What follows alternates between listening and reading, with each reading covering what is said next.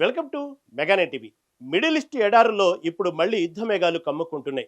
కొద్ది రోజుల క్రితం వరకు చల్లబడినట్లే కనిపించిన ఇరాన్ అమెరికా వివాదం ఇప్పుడు ఏకంగా క్లైమాక్స్ కు చేరుకుంది. అగ్రరాజ్యం అమెరికా అధ్యక్షుడు డొనాల్డ్ ట్రంప్ ఇరాన్ కు ఒక ఫైనల్ అల్టిమేటం జారీ చేశారు.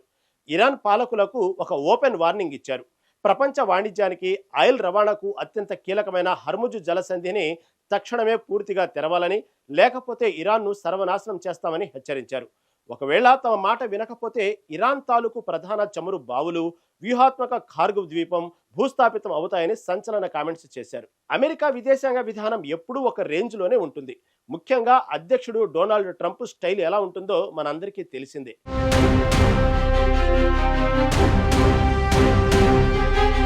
ఆయన హెచ్చరికలు కేవలం మాటలకే పరిమితం కావు. గ్రౌండ్ లెవెల్లో యాక్షన్ కూడా అంతే తీవ్రంగా ఉంటుంది. ప్రస్తుతం ఇరాన్లో కొత్తగా ఏర్పడిన అధికార యంత్రాంగంతో అమెరికా కొన్ని కీలక చర్చలు జరుపుతోంది. ఈ చర్చలు సానుకూలంగానే సాగుతున్నా ట్రంప్ మాత్రం తనదైన శైలిలో ముందుగానే వార్నింగ్ బెల్స్ మోగించారు. ప్రపంచ చమురు రవాణాలో 20% పైగా ముడి చమురు రవాణా జరిగే ఏకైక చెక్ పాయింట్ హర్ముజు జలసంధి. దీన్ని కంట్రోల్ చేస్తూ ఇరాన్ తరచుగా గ్లోబల్ ట్రేడ్కు ఆటంకం కలిగిస్తోంది.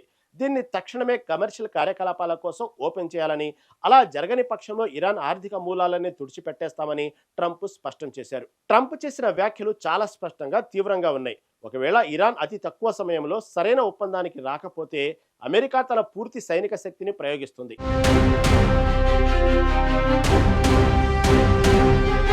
ఈసారి అమెరికా టార్గెట్ కేవలం మిలిటరీ బేస్లు కాదు, నేరుగా ఇరాన్ ఎకనామీకి గుండెకాయలాంటి ఖార్గ్ ద్వీపమే.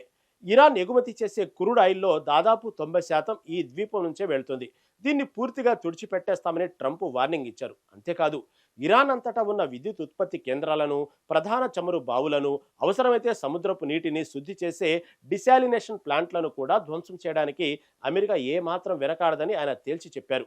ఇప్పటి వరకు ఈ ప్రాంతాలను తాకలేదని, కానీ తమ సహనం నశిస్తే ఇవే మొదటి టార్గెట్స్ అవుతాయని ట్రంప్ ఘాటుగా హెచ్చరించారు. ట్రంప్ ఈ తీవ్రమైన హెచ్చరికలు చేయడానికి వెనుక కేవలం ఆయిల్ మార్కెట్ మాత్రమే కారణం కాదు.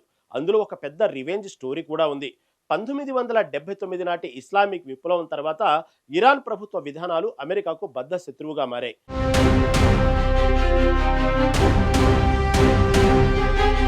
గత 47 ఏళ్లుగా ఇరాన్ పాత ప్రభుత్వం సాగించిన హింసా పాలన కారణంగా ఎంతో మంది అమెరికా సైనికులు, అమాయక పౌరులు ప్రాణాలు కోల్పోయారు. ఆ పాత ప్రభుత్వ పాలకుల పాపాలకు, వారు చేసిన దాడులకు ఇది పక్కా ప్రతీకారమని ట్రంప్ అభివర్ణించారు.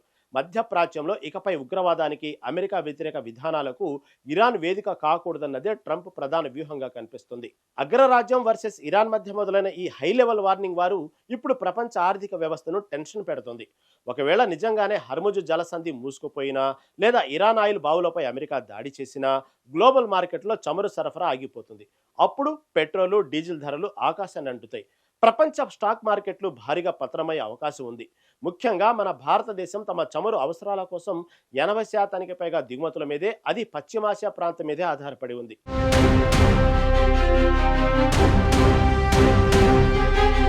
ఈ యుద్ధ మేఘాల వల్ల ఇండియాలో ముడి చమురు ధరలు పెరిగి, నేరుగా ద్రవ్యోల్బణం పెరిగిపోయి నిత్యావసర వస్తువుల ధరలు భగ్గుమంటాయని ఎకనామిక్ ఎక్స్పర్ట్స్ హెచ్చరిస్తున్నారు.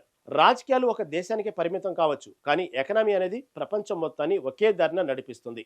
అమెరికా అధ్యక్షుడు డొనాల్డ్ ట్రంప్ ఇచ్చిన ఈ వార్నింగ్కు ఇరాన్ ఎలా స్పందిస్తుందనే దానిపైనే మన ఫ్యూచర్ పెట్రోల్ రేట్లు ఆధారపడి ఉన్నాయి. ప్రస్తుతానికి జరుగుతున్న చర్చల ద్వారా శాంతి నెలకొంటుందా, లేక ట్రంప్ అన్నట్లుగా భారీ వినాశనం సంభవిస్తుందా అన్నది కాలమే నిర్ణయించాలి.